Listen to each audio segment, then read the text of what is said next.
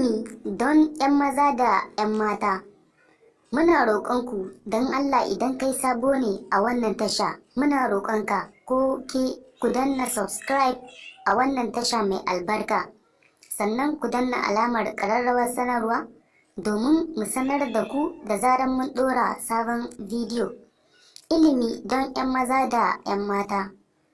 Ba za ka iya ƙirga adadin aurarrakin da suka mutu ba sakamakon rashin fitar jini daga gaban amaryar da angonta ya aure ta a matsayin budurwa da shi zai ɓare ta a leda a yadda muka ɗauke shi.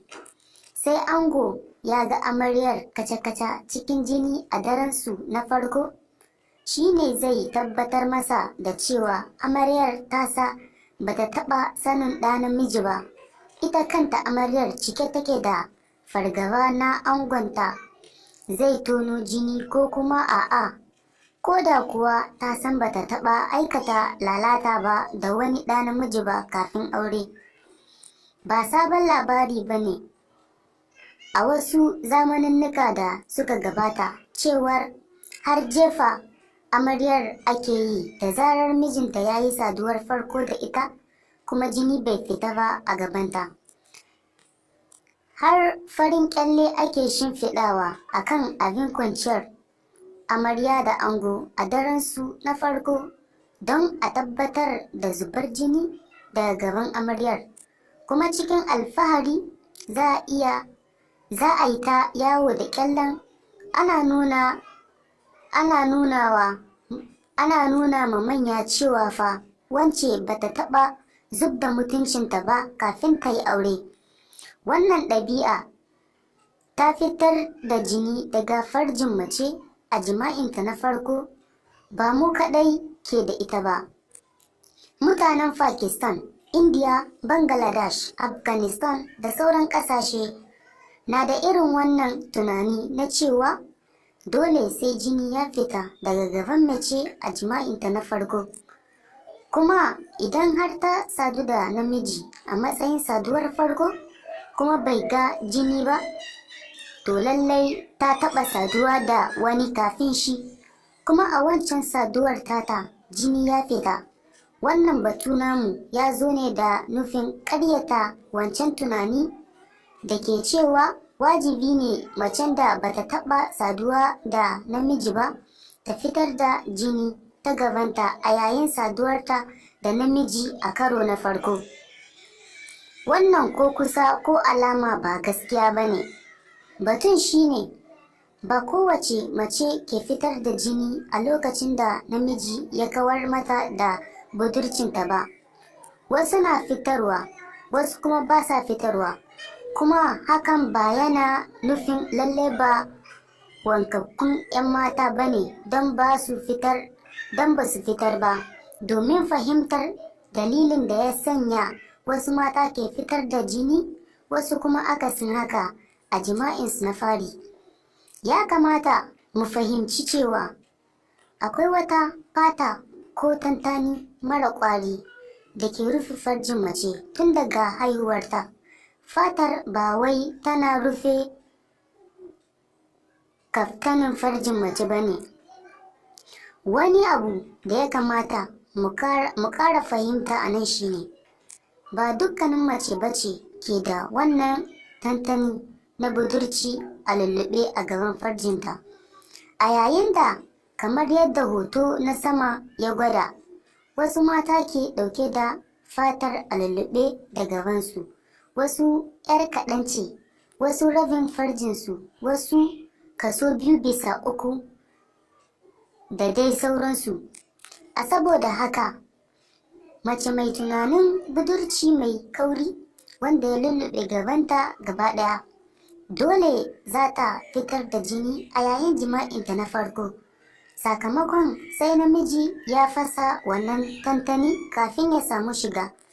Ita kuma mace mai matsakaicin tantani dole jinin da za ta fitar ba zai kai na wancan ta farko ba. Haka abin zai kasance har zuwa kan wacce sam ba ta da tantanin budurci. Ita wacce ba ta da wannan tantani ba ta fitar da jini ko a jima'inta na farko ga yawancin mata. Wannan tantani na fi cewa da kansa sakamakon yin abubuwa na motsin jiki kamar su tukin keke, sukuwa a kan doki, wata ma daga yin rawa ko kuma ta hanyar yin amfani da kyalle a maimakon auduga a yayin al'ada. Wannan na faruwa ga mace da ke ɗauke da tantanin budurci marasa ƙwari. Yana da kyau mu fahimci cewa tantanin budurci na shafewa da kansa bisa dalilin girman mace.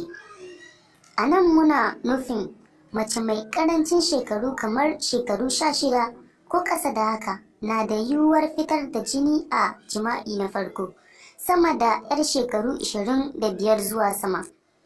Ya kamata maza mu fahimci cewa sautari ba ma tsagewar tantani budurci ke haifar da jinin da mace ke fitarwa a lokacin jima'inta na farko ba. A'a, wasu mazan kan gaza yin haƙuri ne su bi matan a sannu a hankali ta yadda za su shiga matan har su kai ga yin musu rauni a gabansu, wanda shi ne a lokuta da dama ke haifar da fitar jinin. Da a ce maza da dama na fara yin wasa da mace na tsawon lokaci ta yadda har sai ta kamu ko ta buƙatu, da dama ba za a ga fitar jinin ba a gaban mace, ko dai ta hanyar yi mata rauni ko ta hanyar fasa tantanin budurci. A takaice dai babu wata hanya takamaimai da mutum zai iya tabbatar da cikar budurcin mace ko akasin haka. Fitar jini ba hujja ba ce, saboda fitar jini ya danganta ne ga irin tantanin budurcin da mace ke ɗauke da shi tun daga lokacin da aka haife ta. Aƙalla kaso 63 na matan duniya ba za su fitar da jini ba a lokacin jima'insu na farko. Kaso 37 ne bisa hasashe za su fitar da jini a lokacin jima'insu na farko.